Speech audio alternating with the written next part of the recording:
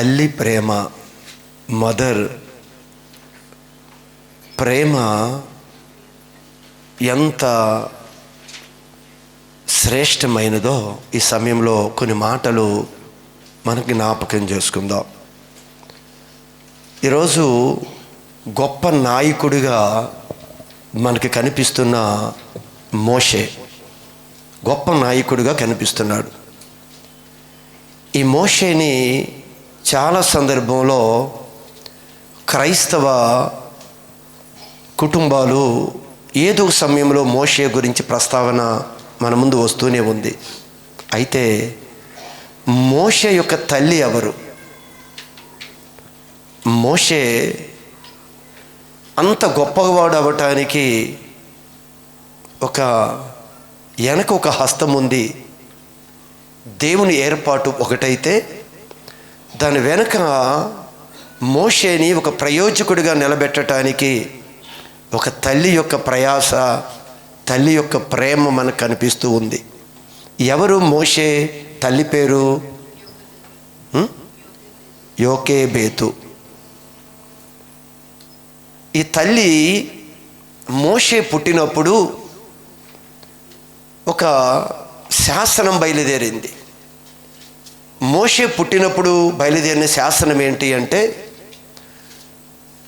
మగ సంతానము ఎవరైనా కలిగితే తల్లికి ఆ మగ సంతానాన్ని హతమార్చాలి, వారిని చంపివేయాలి.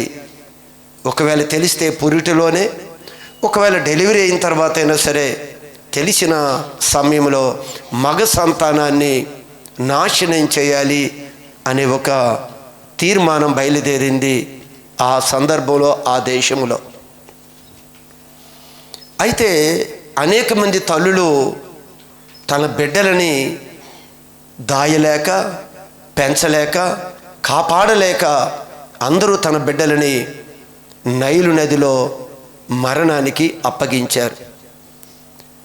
నైలు నదిలో తన పిల్లలందరూ కూడా శవాలుగా తేలుతూ, పిల్లలందరూ కూడా నైలు నదిలో కొట్టుకొని పోతూ ఉన్నారు. ఆ సమయంలోనే ఇదిగో మోషే తల్లి గర్భం దాల్చి చక్కని కుమారుడిని కంది. ఆ కుమారుడిని తల్లి చూసింది. తల్లి చూసి ఆ కుమారుడు చూసినప్పుడంట అతను ఏమని చదివాము అక్కడ?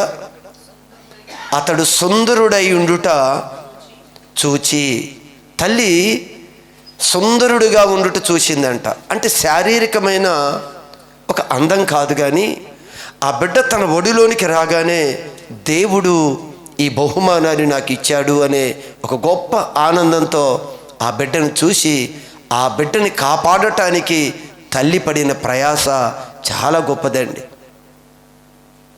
శాసనం బయలుదేరింది, మగ సంతానాన్ని హతమార్చాలి అనే ఒక శాసనం.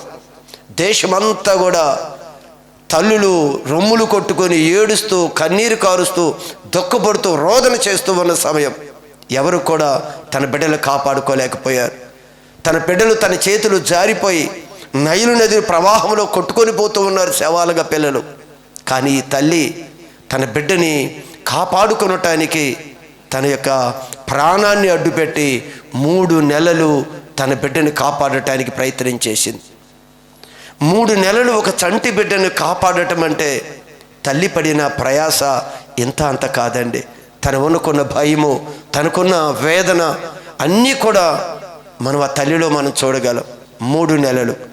ఈరోజు పెద్దగా వయసు ఉన్న ఒక బిడ్డని 3 నెలలు పక్కింటి వారికి తెలియకుండా కాపాడటానికి ఒకవేళ అవకాశం ఉండవచ్చేమో, కానీ చిన్న బిడ్డ, అప్పుడే తల్లి గర్భంలో నుంచి వచ్చిన బిడ్డని 3వ కంటికి తెలియకుండా మనం పెంచటం అనేది అంత సులువైనది కాదు. వారి ఏడుపు, వారి కేకలు, పిల్లల యొక్క ఆక్రందన, వాటన్నిటినీ కప్పుపిచ్చుకుంటూ తల్లి వేదన పడుతూ, మరణకరమైన పరిస్థితులు తెలిస్తే తల్లిని చంపివేస్తారు, కుమారుని చంపివేస్తారు. ప్రాణానికి తెగించి తన బిడ్డని బ్రతికించుకోవాలని తల్లి యొక్క వేదన మీరు చూడండి. ఈరోజు ఈ మదర్స్ డే చెప్తున్నాం కదా, తల్లిని ప్రశంసించాలి, తల్లిని ఘనపరచాలి, తల్లిని హెచ్చించాలి అని చెప్తున్నాం కదా. ఆ తల్లి ఎందుకో తెలుసా? ఆ తల్లి ఎంత వేదన పడుతుందో ఈరోజు మన కంటికి కనిపించకపోవచ్చు. ఇక్కడ మోషే గురించి మాట్లాడుతున్నాం, కానీ మోషే గొప్ప వ్యక్తిగా తయారు చేసిన వెనక ఉన్నది ఒక తల్లి. ఆ తల్లి తన ప్రాణాన్ని పణంగా పెట్టి ఆ నైలు నదిలోకి ఆ బిడ్డ వెళ్ళిపోకుండా 3 నెలలు దాచిందంట తల్లి. 3 నెలల తర్వాత దాయలేకపోయింది. 3 నెలల తర్వాత బిడ్డని కాపాడటానికి ఇక అవకాశం లేని పరిస్థితులు ఏమొచ్చాయో తెలియదు. కానీ ఆ 3 నెలలు తర్వాత అదే బిడ్డని అదే నైలు నదిలో ప్రవాహంలోనికి, అదే జమ్ములోనికి తన బిడ్డని సజీవుడిగా నిలబెట్టింది ఈ తల్లి. అనేకమైన శవాల నైలు నదిలో ప్రవాహంలో కొట్టుకుపోయాయి, కానీ ఈ మోషేని తల్లి తీసుకొచ్చి అదే నైలు నదిలో నిలబెట్టింది ఆ తల్లి. మీరు జాగ్రత్తగా మీరు గమనించండి. ఈరోజు లోకములో వస్తున్న అనేకమైన పరిస్థితులు, ఈరోజు లోకములో చాలా రకాల ఒక సిస్టమ్స్ ఈ లోకంలోకి వస్తున్నాయి. ఇవి పిల్లలని ఏం చేస్తున్నాయి అంటే తన మనస్సులను మార్చి పిల్లలను హతమార్చి నాశనం చేయగలిగే అనేకమైనవి ఈరోజు ప్లాట్ఫారాలు మన ముందుకు వచ్చాయి. అది టీవీనో, అది సెల్ ఫోనో, లేకపోతే రకరకాల మూవీసో, రకరకాల పిక్చర్సో, ఈరోజు అనేకమైనవి ఈరోజు పుడుతున్న పిల్లలని దేవుని కొరకు పెంచకుండా ఉండే విధంగా ఈరోజు తల్లి జీవితాలు ఒక ఛాలెంజ్గా మారాయి. తల్లి పుట్టిన బిడ్డని ఈ బిడ్డ నాకు దేవుడిచ్చాడు, దేవుడి కొరకు పెంచాలి అని క్రైస్తవ కుటుంబంలో ఉన్న తల్లులు ప్రయాసపడుతున్నారు. కానీ అనేక మంది కాపాడుకోలేక వారు ఆ బిడ్డలని చేజార్చుకుని వారు ఉన్నారు. కానీ ఈ మోషే తల్లి తన బిడ్డనైతే అలా వదులుకోలేదు. ఎన్ని పరిస్థితులు వచ్చినా ఈరోజు కూడా చూడండి, మన పిల్లలు సెల్ ఫోన్ చూస్తున్నారు, వారు ఆత్మీయతలో నుంచి పాడైపోతున్నారు అని ఇంకా రకరకాల ఈ ప్లాట్ఫామ్స్ మన ముందుకు వచ్చినప్పుడు ఇవన్నీ ఏం చేస్తున్నాయంటే మన పిల్లలని జీవితాలను పాడు చేసే విధంగా ఇవన్నీ ముందుకు వస్తున్నాయి. కానీ ఈ తల్లి ప్రార్థన, ఈ తల్లి యొక్క ప్రార్థన ఆ కుమారుడు మరణానికి తీసుకుని వెళ్లకుండా ఆ కుమారుణ్ణి 3 నెలలే కాదు 3 నెలల తర్వాత తన ప్రార్థన ద్వారా ఆ బిడ్డని అదే నైలు నదిలో క్షేమంగా సజీవుడిగా ప్రయాణం చేసే వ్యక్తిగా చేయగలిగింది ఈ తల్లి. వెనక ఉన్నది ప్రార్థన. మిగిలిన వారందరూ కూడా తన బిడ్డని కాపాడుకోలేకపోయారు, కానీ ఈ తల్లి మాత్రం తన బిడ్డని కాపాడుకోవటానికి కారణం ఏంటి అంటే ఆ బిడ్డ దేవుని బిడ్డ అని ఎరిగింది తల్లి.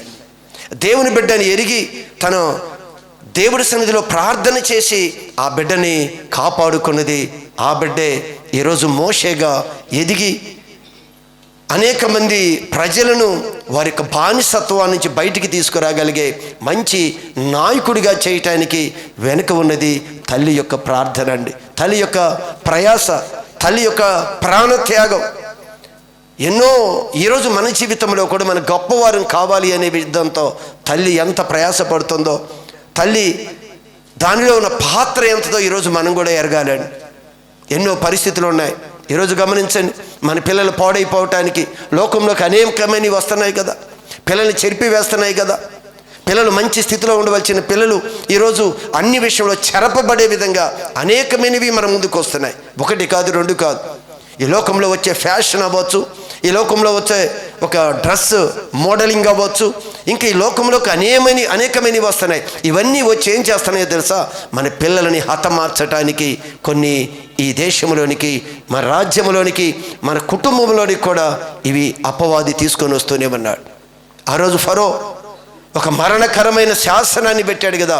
ఈరోజు కూడా క్రైస్తవ పిల్లలను, దేవుడి పిల్లలు లేదా ప్రతి మనిషి కూడా వాటి ఉచ్చులో పడిపోయి వారి జీవితాలను నాశనం చేయటానికి ఆల్రెడీ అపవాది కొన్నిటిని లోకంలోకి మన ముందుకు తీసుకొని వచ్చాడు.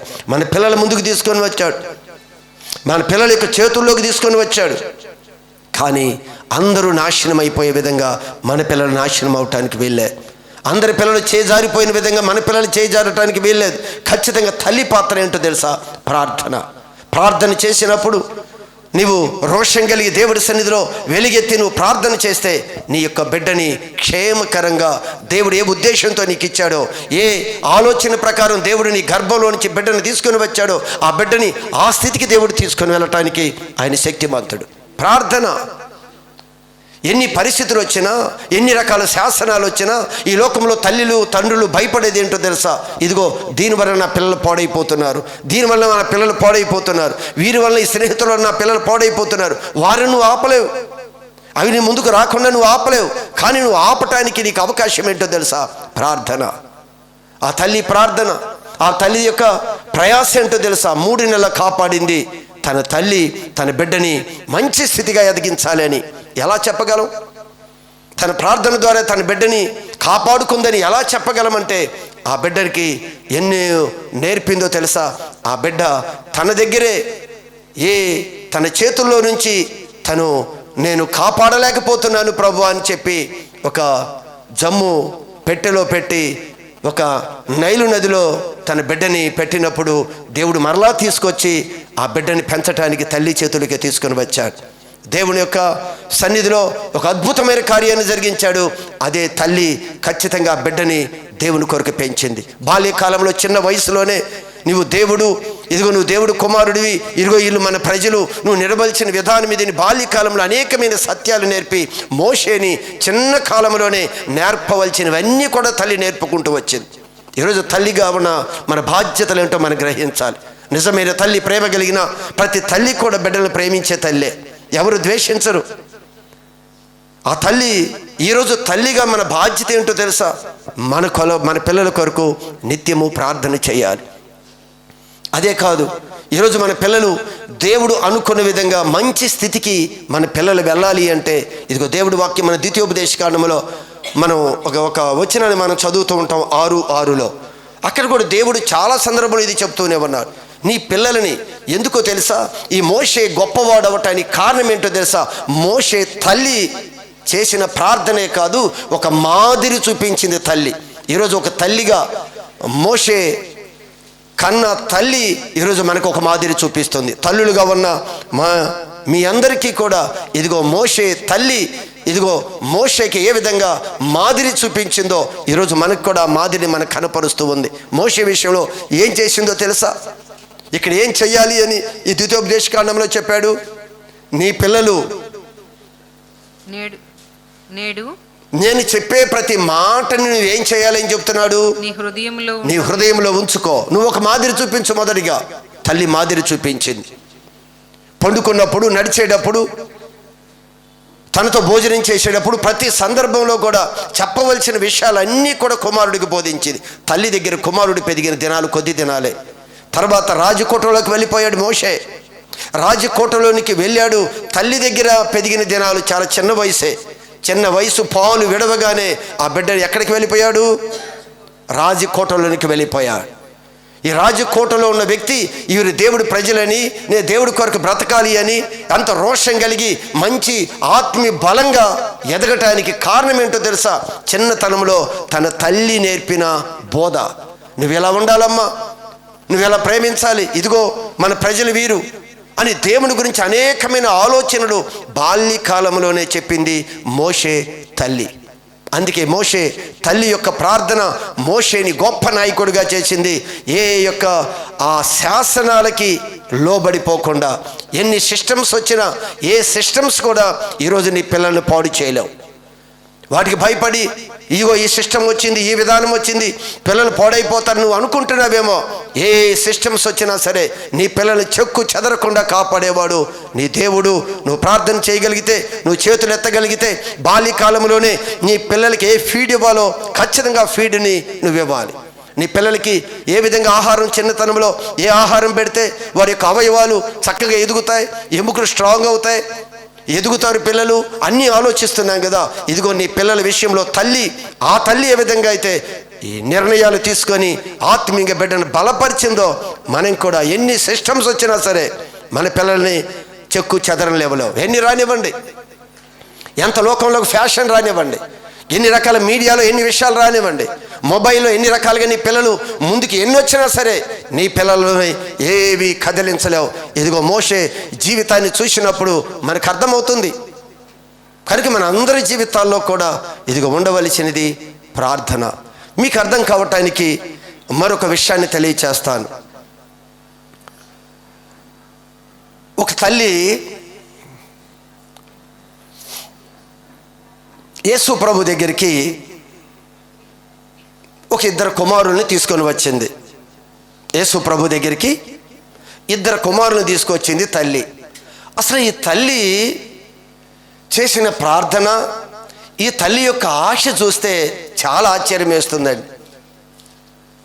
ఒకవేళ ఆ పరిస్థితిని యేసు ప్రభు యాక్సెప్ట్ చేయకపోయినప్పటికీ ఆ తల్లిలో ఉన్న ప్రయాస, తన బిడ్డలు గొప్పవారు అవ్వాలి అని, తన పిల్లలు బాగుండాలి అని తల్లి యొక్క ఆశను చూసినప్పుడు చాలా ఆశ్చర్యం వేస్తుంది.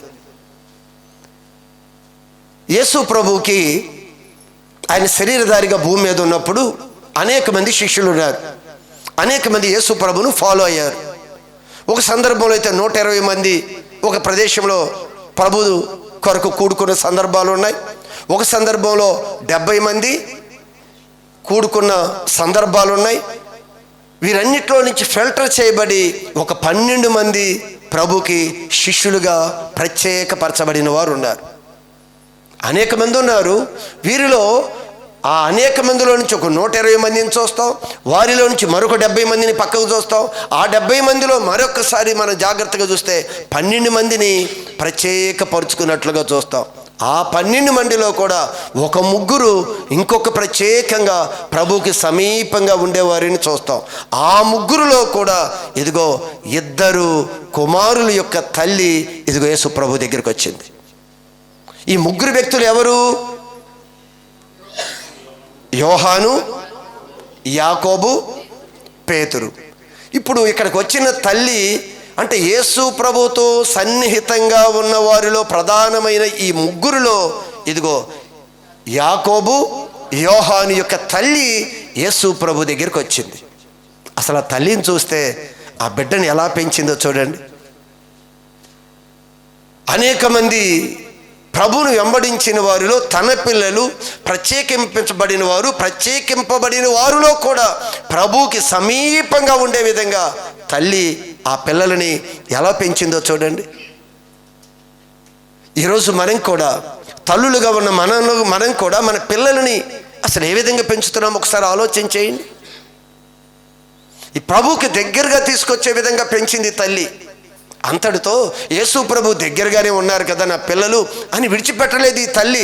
ఒక దినాన తన ఇద్దరు కుమారుల్ని తీసుకుంది. యోహాన్ని, యాకోబుని ఇద్దరిని తీసుకొని యేసు ప్రభు దగ్గరికి వచ్చింది. యేసు ప్రభు దగ్గరికి వచ్చి ఈ తల్లి ఏమని యేసు ప్రభుని అడుగుతుందో తెలుసా? మొదటిగా యేసు ప్రభు దగ్గరికి వచ్చి ఇదిగో ఆ తల్లి ప్రార్థన చేస్తుంది, అడుగుతుంది యేసు ప్రభుని. ఈరోజు నీవు కూడా నీ పిల్లల కొరకు ఏ రోజైనా ప్రభు దగ్గరికి వెళ్ళి పర్వాలేదులే అనుకుంటున్నావు, ఏదో వాక్యం చదువుతున్నాడు అనుకుంటున్నావు, ఏదో మందిరానికి వస్తున్నాడు అనుకుంటున్నావే, కానీ ఇదిగో నీ బిడ్డ కొరకు నువ్వేం ఆలోచన చేసావు? నువ్వు ఎంతవరకు నువ్వు ప్రార్థన చేస్తున్నావు నీ పిల్లల కొరకు? మోషే తల్లి చేసిన ప్రార్థన మోషేని ఏ విధమైన పరిస్థితులకి లోబరచకుండా నిలబెట్టింది కదా. ఈరోజు మన పిల్లలకు కూడా నీవు కానీ ప్రార్థన చేయకపోతే, నువ్వు దేవుడి సన్నిధిలో ఆ బిడ్డల కొరకు ప్రత్యేకమైన దేవుడి దగ్గర విజ్ఞాపన చేయకపోతే ఆ పిల్లలు కూడా ఇదిగో ఏదో ఒక సిస్టమ్కి వారు దొరికిపోతారు. కానీ నువ్వు ప్రార్థన చేస్తే వారెవ్వరికి దొరకరు. అయితే తల్లి యేసు ప్రభు దగ్గరికి వచ్చింది. ఒకసారి చూడండి, మత్తయి సువార్త 20:20. జెబెదయి కుమారుల తల్లి తన కుమారులతో ఆయన యుద్ధకు వచ్చి, కుమారులు యాకోబుని యోహానుని ఇద్దరిని తీసుకొని తల్లి యేసు దగ్గరికి వచ్చి, ఇక్కడ తల్లి గొప్పదా, యోహాను గొప్పవాడా, లేదా యాకోబు గొప్పవాడా? అమ్మ, యాకోబు యోహానులు గొప్పవారా? ఇక్కడ మరి తల్లి గొప్పదా? ముగ్గురు వచ్చారు యేసు ప్రభు దగ్గరికి. వారిద్దరిని అంత దేవునికి దగ్గరగా తీసుకొచ్చిన తల్లి బాధ్యత, తల్లి ప్రేమ గొప్పదే. అదే మదర్స్ డే స్పెషల్. తల్లిని ఘనపరచవలసిన పరిస్థితి. మనం కూడా మన పిల్లలు మనల్ని ఘనపరిచే విధంగా మనం కూడా మన పిల్లల పట్ల ఎలాంటి బాధ్యత తీసుకోవాలి అనే విషయాన్ని ఇక్కడ మాట్లాడుతున్నాడు. తల్లుల యొక్క బాధ్యత ఏంటి పిల్లల పట్ల? తల్లులు ఎలాంటి బాధ్యత తీసుకోవాలి? మోషే తల్లి ఏ విధంగా బాధ్యత తీసుకుందో ఇక్కడ కూడా ఇదిగో యాకోబు యోహానుల యొక్క తల్లి యేసు ప్రభు దగ్గరికి తన పిల్లలిద్దరిని తీసుకుని వచ్చింది.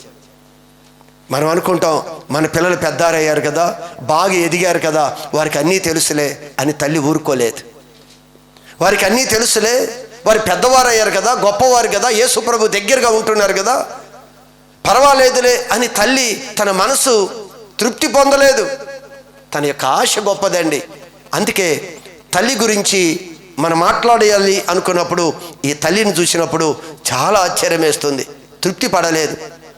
నా పిల్లలు అంత ఎదిగినా కూడా ఆ పిల్లలు చిన్నపిల్లలే. మా అమ్మ కూడా మేము ఇంతైనా కూడా చిన్నపిల్లలకి చెప్పినట్లనే చెబుతూ ఉండేది. చిన్న పిల్లల్ని పోట్లాడినట్లుగానే పోట్లాడేది. మనం ఎంత పెద్ద అయినా మన తల్లికి మన చిన్నవారిమే. అందుకే వీళ్ళిద్దరూ అందరూ భూలోకాన్ని తల్లక్రిందులు చేసేవారు వీరే అన్న అంత గొప్ప వ్యక్తులుగా ఉన్న వీరిద్దరిని తల్లి మరలా యేసు ప్రభు దగ్గర తీసుకొని వచ్చింది. వచ్చి ఒక మనవి ప్రార్థన చేస్తుందండి ప్రభు దగ్గర. ప్రభు పాదాల దగ్గర ప్రార్థన చేస్తుంది ఈ తల్లి. ఈరోజు నువ్వు చేస్తున్నావా? నీ బిడ్డలను దేవుడి ముందుకు తీసుకుని వెళ్ళి దేవుడి సన్నిధిలో కూర్చొని పెట్టి దేవుడికి మనవి చేస్తున్నావా? నీ పిల్లలని ప్రభు దగ్గర తీసుకొచ్చి, ప్రభా ఇరుగో అయ్యా నీ పిల్లలు అని దేవుని ఎదురు తీసుకొస్తున్నావా నీ పిల్లలని? వారు చదువుకుంటే చాలు, ఏదో చేస్తే అనుకుంటున్నావు. రేపు దినం ఒకటి రాబోతుంది. ఒకవేళ మీకు అర్థమవుతుందో లేదో, నువ్వు అనుకున్నది ఏది నిన్ను కాపాడే పరిస్థితి కాదండి. నీ పిల్లల్ని కాపాడాలి అన్నా సరే, ఏది చేయాలన్నా ఇదిగో నీవు దేవుడు చెంతకి నీ పిల్లల్ని తీసుకుని వచ్చి చిన్నతనంలోనే మోషేకి గొప్పవాడవటానికి తల్లి తనకిచ్చిన బీజాలు, తనకిచ్చిన ఫీడింగ్ ఎప్పుడు ఇచ్చిందో తెలుసా? చిన్న వయసులో ఇచ్చింది. అది మార్గం నుంచి తప్పిపోలేదు మోషే. ఇంకా ఈరోజు కూడా ఈ తల్లి యేసు ప్రభు దగ్గరికి వెళ్ళి అడుగుతుంది. అన్నీ నా కొడుకులకి చాలు అనుకోలేదు. చదువుదాం ఇప్పుడు. ఒక మనవి చేయబోగా, యేసు ప్రభుకి ఒక మనవి చేయపోగా, నీవేమి కోరుచున్నావు అని యేసు ప్రభు అడుగుతున్నాడు. ఏంటమ్మా నీ కోరిక అని అడుగుతున్నాడు. ఏంటమ్మా నీ ప్రార్థన? ఏదో ప్రార్థన చేయటానికి వచ్చావు కదా, ఏంటి నీ ప్రార్థన అని అడిగినప్పుడు అందుకు ఆమె నీ రాజ్యమందు, అదిగో నీ రాజ్యములోనికి నా పిల్లలు ప్రవేశించాలి. నీకు ఆశ ఉందా? ప్రార్థన చేసే తల్లి యొక్క ఆశ ఏంటో తెలుసా? ఇదిగో నా పిల్లలు రాజ్యంలో, దేవుని రాజ్యంలో ఉండాలి. మనం ఏం కోరుకుంటాం చెప్పండి? ఒక విధంగా మీరు పిల్లలు ఎక్కడ ఉండాలి, ఏ స్థితిలో ఉండాలి అని నువ్వు ఆలోచిస్తావో నువ్వు ఆలోచించే. ఎవరైనా సరే ఈరోజు మనకి పిల్లల్ని ఇచ్చాడు దేవుడు. ఆ పిల్లల కొరకు చాలా ప్రయాసతో పిల్లల్ని కన్నాం మనం, చాలా ప్రయాసతో పిల్లల్ని పెంచావు. పిల్లల్ని పెంచింది దేని కొరకు? నీ పిల్లలంటే ప్రేమ కదా, నీ పిల్లలంటే ఆప్యాయత కదా, నీ పిల్లలంటే నీ ప్రాణం పెడతావు కదా. నీ పిల్లల కొరకు దేని కొరకు పెంచాలి పిల్లలని? ఈరోజు ఈ లోకంలో ఉన్నవేవో ఇస్తే తర్వాత ఇచ్చిన నీ బిడ్డలు జీవితకాలం అంతా ఒక భయంకరమైన శోధంలోకి నీ పిల్లలు వెళ్ళిపోకూడదు. ఒకవేళ ఎక్కడున్నప్పుడైనా, రేపు ఈ శరీరాన్ని విడిచిన తర్వాత అయినా నీ పిల్లలు వెళ్ళే మార్గం ఏంటో, చేరే గమ్యం ఏంటో ఒక్కసారి నీకు గుర్తొస్తే నీ పిల్లలకి ఏమి నేర్పాలో నీకు అర్థమవుతుంది. ఏమి నేర్పాలో నీకు అర్థమవుతుంది. ఈ తల్లి యేసు ప్రభు దగ్గరికి వచ్చి అడుగుతున్నది ఏంటో తెలుసా? ఇదిగో నీ ఏం కోరుకుంటుంది ఆవిడ? ప్రవేశము కావాలి. నీ రాజ్యంలోనికి ప్రవేశించాలి నా పిల్లలు. ఇంత భక్తి చేశారు కదా అని తల్లి ఊరుకోవటం లేదు. ఇంత చక్కగా ప్రభువుకి దగ్గర ఉన్నారు కదా అలా ఊరుకోవటం లేదు. ఖచ్చితంగా నా పిల్లలు నీ రాజ్య ప్రవేశం కావాలి. ఈరోజు నీ పిల్లల కొరకు నువ్వు ప్రార్థన చేయి. ప్రభా, నీ రాజ్య ప్రవేశం నా పిల్లలకు కావాలి. ఒకవేళ దేవుని యొక్క రాజ్య ప్రవేశాన్ని మనం కోరుకోకుండా, ఆ రాజ్య ప్రవేశానికి దేవుడి దగ్గర అనుమతి పొందుకోకుండా, ఒకవేళ నీ పిల్లని ఏదో ఇచ్చాను, ఏదో పెంచాను, ఏదో గొప్పవారయ్యారు అనుకుంటే, ఆ ప్రవేశం లేకపోతే నీవు నీ పిల్లల కొరకు ఎంత ప్రేమ చూపిస్తున్నావు కదా, వారిని భయంకరమైన ఒక నరకములోనికి, భయంకరమైన శిక్షలోనికి నీ పిల్లలను అప్పగించిన వారు అవుతావు. తెలియక చేస్తున్నారు లోకం. తెలిసి నువ్వెందుకు చేస్తున్నావు? తల్లి ప్రేమ ఇదేనా? తల్లి ప్రేమ తాత్కాలికంగా నీ పిల్లలు బాగుంటే చాలా, శాశ్వత కాలం నా పిల్లలు బాగుండాలి అనే కదా నువ్వు తల్లి వేదనతో నువ్వు కన్నావు కదా నీ పిల్లలని. ఆ పిల్లల కొరకు చేయవలసినది ప్రార్థన. రెండవది యేసు ప్రభుని అడుగుతుంది, అయా పరలోకములోనికి ప్రవేశించే ఒక మార్గము, ఒక అవకాశము నా పిల్లలకి దయచేయ్యా. మంచిదే. అంతటితో ఆగిందా అంటే మరలా ఒక మాట అడుగుతుంది. ఏమంటుంది? నీ రాజ్యమందు నా ఇద్దరు కుమారులలో, నా ఈ ఇద్దరు కుమారులలో ఒకడు నీ కుడి వైపునను, ఒకడు నీ కుడి వైపున, ఒకడు నీ ఎడమ వైపునను, నీ ఎడమ వైపున ఒకరు కూర్చుండటానికి ఒక్క మాట ఇవ్వయ్యా అని అడిగింది. ఏం కోరుకుంటుందో తెలుసా? ఇక్కడ ఒక ఉన్నతమైన స్థానం కావాలన్న పిల్లలకి. మామూలుగా పరలోక రాజ్యం కాదు, మామూలుగా పరలోక రాజ్యంలో ప్రవేశించడం కాదు, పరలోక రాజ్యములో కూడా ఉన్నతమైన స్థానం కావాలన్న పిల్లలకి. చూశారా తల్లి ప్రార్థన, తల్లి ప్రేమ ఏంటో చూశారా? ఈరోజు తల్లులుగా ఉన్న మనం కూడా మన పిల్లల పట్ల అదే ఆలోచన కలిగి ఉండాలి. ఈ లోకం గతించబోతుంది, ఈ లోకం నాశనం అయిపోతూ ఉంది. మన పిల్లలు అలా నాశనంలోనికి, ఆ నరకంలోకి, నిత్యాగ్నిలోకి మన పిల్లలు వెళ్ళిపోకుండా శాశ్వతమైన రాజ్యంలోనికి మనం చేరాలి. సాదాసేదాగా పరలోక రాజ్యం వద్దంట ఈ తల్లికి. మామూలుగా పరలోక రాజ్యంలోకి తీసుకుని వెళ్తానంటే అలా వద్దంట. నాకు ప్రత్యేకమైన స్థానం కావాలి. ఇక్కడ మనం అడుగుతాంగా, ఏదో ఆఫీసులో జాబ్ అన్నావు అనుకోండి, ఏదో ఒక జాబ్ ఇస్తే నువ్వు చేస్తావా? నాకు అదే కావాలి. ఇక్కడ పరిచర్యలోనే నీకు ఆ పరిచర్య ఇస్తే, ఈ పరిచర్య ఇస్తే నాకు అది కావాలని నువ్వు అడుగుతున్నావే ఏంటి? ఎప్పుడు ఈ పనేనా? ఎప్పుడు ఈ పరిచర్యనా? అలా నీకు నీ పిల్లలకు జాబు కావాలనుకున్నప్పుడు పెద్ద ఆఫీసే, ఆ ఆఫీసులో బోల్డ్ జాబులు ఉన్నాయి. నీ కుమారుడికి ఏ జాబ్ ఇచ్చినా నువ్వు తృప్తి పడతావా? అలా పడవు. ఏం కావాలి? ఓ ప్రత్యేకమైన స్థితి కావాలి నా కుమారుడికి. ఈ తల్లి ప్రభు దగ్గరికి వచ్చి మనవి చేస్తూ తన రాజ్యంలో స్థానం కావాలి అని అడుగుతుంది. మామూలు సాదాసేదాగా పరలోక రాజ్యం కాదంట, ఒక ఉన్నతమైన స్థితి. లాస్ట్ టైం మీకు చెప్పాను, పరలోక రాజ్యంలో కూడా స్థానాలు ఉన్నాయి. పరలోక రాజ్యంలో కూడా అందరికీ ఒకే సీటు కాదు. పరలోక రాజ్యంలో అందరికీ ఒకే ఇది కాదు. ఈ భూమి మీద నువ్వు చేసిన దానిని బట్టే దేవుడు కూడా ఆ ప్రదేశంలో ఆ స్థానాలను కల్పించినట్లుగా లాస్ట్ టైం దేవుడి వాక్యంలో నుంచి మనం చూసాం. కనుక తల్లి కోరిక, యేసు ప్రభు అన్నాడు, ఇది నా చేతుల్లో లేదమ్మా అన్నాడు. అమ్మ ఏమడుగుతున్నావో తెలుసా? ఏంది నా కుడి పక్కన ఎడం పక్కన పై స్థానం కావాలని అడుగుతున్నావు? అది నా చేతుల్లో లేదు. దేవుడు ఆల్రెడీ నియమించాడు. ఆ నియమించిన వారికి మాత్రమే అది దక్కుతుంది. ఆ నియమించినది ఇదిగో, ఒకవేళ నువ్వు స్వతంత్రించుకోగలిగితే నువ్వు ఆ స్థానాన్ని స్వతంత్రించుకుంటావు. దేవుడు ఒక నియమం పెట్టాడు, వాగ్దానం చేశాడు, నువ్వు వచ్చి స్వతంత్రించుకో. అంతేగాని రికమెండేషన్ వల్ల ఇది వచ్చేది కాదు. అమ్మా, నీ ఆశ గొప్పదే, నీ ప్రార్థన గొప్పదే, నీ ప్రయాస గొప్పదే, నీ పిల్లలు గొప్పవారిగా ఉండాలన్నమాట వాస్తవమే. కానీ నీ పిల్లల్ని చక్కగా దేవుళ్ళు నడిపించు. చివరి వరకు నీ పిల్లల కొరకు నువ్వు ప్రార్థన చేయి. ఖచ్చితంగా చివరి వరకు నీ పిల్లల్ని దేవుళ్ళు అడుగులు వేసే విధంగా నీవు ముందుకు నడిపించు. అంతేగాని ఇది నా చేతుల్లో లేదు, ఎలా నడిస్తే అక్కడికి వస్తావో, ఎలా నడిస్తే ఆ పరలోకంలో ఉన్నతమైన స్థానానికి వెళతామో ఆల్రెడీ నేను మీకు చెప్పాను. ఆ విధంగా మీరు నడవండి అని యేసు ప్రభు వారితో మాట్లాడుతూ ఉన్నాడు. మంచి స్థితి అంట. ఆ స్థితిలో మనం ఉండాలి. అందుకే తల్లి యేసు ప్రభు శిష్యుడిగా దగ్గరగా ఉన్నా కూడా ఆయనకి తృప్తి లేదు. అయ్యా, నేను వృద్ధాప్యంలోకి వెళ్ళిపోతున్నాను, రేపో మాపో చనిపోతాను, నా పిల్లల సంగతి ఏంటయ్యా, నీ రాజ్యంలోకి తీసుకొని వెళతావా? సరేలమ్మా, అలా రాజ్యంలో కాదు, నాకు నీ రాజ్యంలో మంచి స్థానం కావాలి, ఇది నా చేతుల్లో లేదమ్మా అంటున్నాడు యేసుప్రభు. ఆల్రెడీ రాసి వేశాను, ఇదిగో ఎవరికి రావాలో, ఎలా ఉన్నవారు అక్కడికి వస్తారో రాశాను, అలా ఉంటే ఆ స్థానానికి వెళతాం. మనకి ఎగ్జామ్ రాస్తున్నాం, ఏ మార్కులు వస్తే ఏ సీటు వస్తుందో అది మనకు కూడా తెలుసు. ఎగ్జామ్స్లో మార్కులు బట్టే మంచి కలెక్టర్ ఆఫీసులోనికి వెళ్ళాలి, లేకపోతే మరొక ఆఫీసులోకి వెళ్ళాలి, మార్క్స్ని బట్టే సీట్లు ఉంటాయి.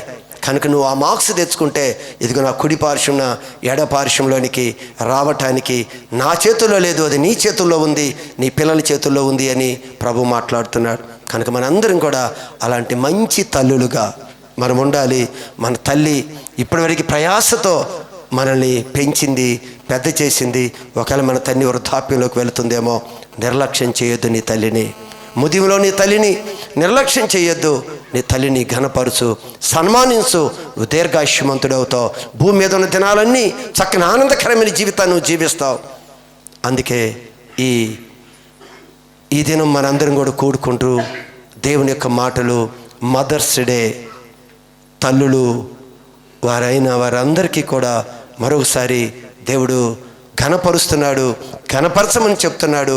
ఆ ఖ్యాతి కలిగజేసిన దేవుడికి వందనాలు తెలియజేస్తూ తల్లులందరికీ కూడా శుభాభివందనాలు.